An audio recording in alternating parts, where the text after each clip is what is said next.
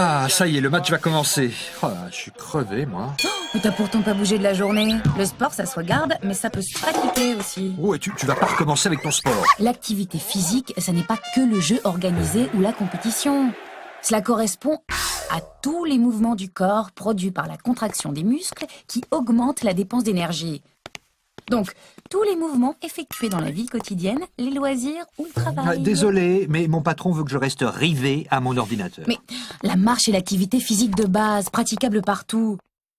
On peut toujours trouver le temps pour marcher, jardiner, danser, bricoler, jouer avec ses enfants. Ouais, je bouge pendant les vacances, non? Je t'ai déjà dit que l'idée est de bouger chaque jour ou presque sans bouleverser ton emploi du temps. Sans frais, sans matériel sophistiqué, sans obligatoirement s'inscrire dans un club. Moi, j'ai pas le temps. Arrête! Il suffit de 30 minutes par jour ou au moins 3 fois par semaine. Que tu peux faire en une fois ou fractionner. Tu peux pas trouver 3 fois 10 minutes dans une journée pour te bouger un peu. J'ai plus 20 ans. Il n'y a pas d'âge pour pratiquer une activité physique modérée, avec une reprise progressive, adaptée à son poids, à sa santé. Bon, je ferai quelque chose samedi. Les effets de l'activité physique persistent pendant 24 à 48 heures, puis disparaissent. C'est pour ça qu'il faut en faire régulièrement. Ah oui, c'est ça, comme Robert. Lui a compris que bouger diminue la tension artérielle, le risque de maladies cardiovasculaires, les triglycérides, la masse graisseuse, que si cela ne fait pas vraiment perdre du poids, cela fait diminuer la graisse et prendre au contraire du muscle. Allons, toi aussi tu sais bien qu'en bougeant on se sent mieux. Bon, n'oublie pas que tu as du diabète.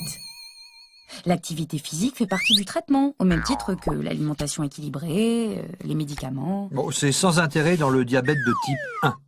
C'est ce qu'on pensait, mais plusieurs études indiquent aujourd'hui que c'est conseillé pour tous les types de diabète. Ah, et pourquoi ça? Et parce que l'activité physique améliore la glycémie. Et les hypoglycémies également. Oui, c'est vrai. Certains médicaments du diabète, tels que l'insuline, des glynides, des sulfamides, favorisent une hypoglycémie lors d'une activité physique. Tu vois? Mais, évidemment, il faut se méfier des hypoglycémies. En parler avec son médecin, écouter son corps, apprendre à se connaître, pratiquer des glycémies régulières, avant, pendant, après, pour savoir comment on réagit pendant une activité physique. Alors, si je sens venir un malaise, qu'est-ce que je fais? Et tu arrêtes, tu te resucres avec 15 grammes de glucides. Par la suite, tu diminues le traitement selon l'intensité, la durée et le moment de l'exercice ou en prenant une collation. Cela m'est arrivé de faire une hypoglycémie plusieurs heures après l'effort. Oui, l'organisme consomme ses réserves dans les muscles et le foie, le fameux glycogène, pendant l'activité physique, ainsi que le glucose qui circule dans le sang. Des hypoglycémies peuvent alors arriver. Après l'effort, l'organisme va pomper le glucose pour reconstituer ses réserves. Cela peut expliquer ton hypoglycémie survenant des heures après. Dis donc, tu en sais des choses, toi. J'ai suivi un atelier à l'AFD sur le sujet. Et qu'est-ce que je dois faire avant de commencer un jogging? Tu t'échauffes avec quelques exercices. Tu t'écoutes. Si une sensation de fatigue te perturbe, repose-toi et contrôle-toi. Tu protèges tes pieds. Les ampoules sont néfastes pour le pied des diabétiques. Tu bois si nécessaire des boissons sucrées. Tu dois apprendre à mieux adapter l'apport en glucides et les doses d'insuline. Bon, fais attention, toutes les activités n'ont pas la même intensité. Et si avant de commencer, je suis à plus de 2,5 grammes par litre? Il est préférable de renoncer ou de retarder. La glycémie idéale pour commencer un effort physique se situe entre 1,3 g par litre et 2,5 g par litre. Et puis, vérifie s'il y a des traces d'acétone. La présence d'acétone est une contre-indication à une pratique immédiate. Bon, en attendant, je vais regarder mon match. Tu ferais mieux de bouger. Mais t'as vu comment je bouge devant le poste? Ne dis pas de bêtises. Pour ta santé, il faut que tu sois moins sédentaire.